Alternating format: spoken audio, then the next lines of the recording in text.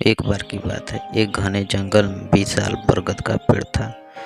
उस पेड़ पर बहुत सारे तोते रहा करते थे। वे सभी हमेशा इधर उधर की बातें करते रहते थे। उन्हीं में से एक मिठू नाम का तोता भी था। वो बहुत कम बोलता था और शांत रहना पसंद करता था। सब उसकी आदत का मजाक उड़ाया करते थे, लेकिन वो कभी भी किसी की बात का बुरा नहीं मानता था। एक दिन दो तोते आपस में बात कर रहे थे। पहला तोता बोला, मुझे एक बार बहुत अच्छा आम मिला था। मैंने पूरे दिन उसे बड़े चाव से खाया। इस पर दूसरे तोते ने जवाब दिया, मुझे भी एक दिन आम का फल मिला था। मैंने भी बड़े उसे चाव से खाया। वहीं मिठू तोता चुपचाप बैठा था। तब तोतों के मुखिया ने उसे देखते हुए कहा, अरे हम तोतों का तो काम ही होता है बात करना, तुम क्यों चुप रहते हो? मुखिया ने आगे कहा, तुम तो मुझे असली तोते लगते ही नहीं हो, तुम तो नकली तोते हो। इस पर सभी तोते उससे नकली तोता कहकर बुलाने लगे, लेकिन मिठू तोता फिर भी चुप रहता था।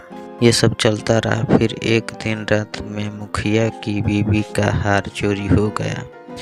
मुखिया की बीवी रोती हुई आई और उसने पूरी बात बताई। मुखिया की बीवी ने कहा, किसी ने मेरा हार चोरी कर लिया है और वो हमारी ही झुंड में से एक है। यह सुनकर मुखिया ने तुरंत सभा बुलाई। सभी तोते तुरंत सभा के लिए इकट्ठा हो गए। मुखिया ने कहा, मेरी बीवी का हार चोरी हो गया है और मेरी बीवी ने उस चोर को भागते हुए भी देखा है। वो चोर आप लोगों में से ही एक कोई है। ये सुनकर सभी हैरान हो गए। मुखिया ने फिर आगे कहा कि उसने अपने मुंह को कपड़े से ढक कर रखा हुआ था, लेकिन उसकी चोंच बाहर दिख रही थी। उसकी चोंच लाल रंग की थी। अब पूरे झुंड की निगाह मिठू तोते और हीरू नाम के एक दूसरे तोते पर थी, क्योंकि झुंड में केवल उन्हीं दोनों की चोंच लाल रंग की थी। यह सुनकर सभी मुखिया से चोर का पता लगाने के लिए बोलने लगे, लेकिन मुखिया ने सोचा कि ये दोनों मेरे अपने हैं, मैं कैसे इनसे पूछ सकता हूँ कि तुम चोर हो क्या। इसीलिए मुखिया ने एक कौवे से इसका पता लगाने के लिए मदद ली। असली चोर का पता लगाने के लिए कौवे को बुलाया गया। कौवे ने लाल चोंचों वाले हीरू और मिठू तोते को सामने बुलाया। कौवे ने दोनों तोतों से पूछा कि तुम दोनों चोरी के समय कहाँ थे। इस पर हीरू तोता जोर जोर से बोलने लगा, मैं उस दिन बहुत थक गया था, इसलिए खाना खाकर मैं उस रात जल्दी सोने के लिए चला गया था।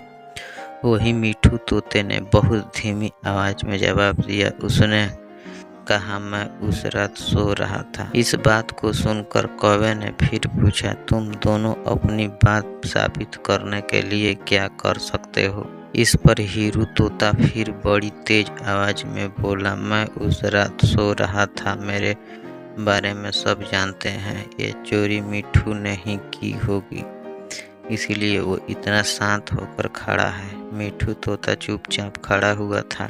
सभा में मौजूद सभी तोते चुपचाप यह सब देख रहे थे। मिठू तोता फिर धीमी आवाज में बोला, मैंने यह चोरी नहीं की है। इस बात को सुनकर कौवा मुस्कुरा कर बोला कि चोर का पता लग गया है। मुखिया के साथ साथ सब लोग हैरानी से कौवे की ओर देखने लगे। कौवे ने बताया कि चोरी हीरू तोते ने की है। इस पर मुखिया ने पूछा, आप ये कैसे कह सकते हैं? कौवे ने मुस्कुरा कर कहा, हीरू तोता जोर जोर से बोलकर अपने झूठ को सच साबित करने में लगा था, जबकि मिठू तोता मानता है कि वह सच बोल रहा है, इसीलिए वो अपनी बात आराम से कह रहा था। कौवे ने आगे कहा, जैसे भी हीरू तोता बहुत बोलता है, इसकी बात पर भरोसा नहीं किया जा सकता।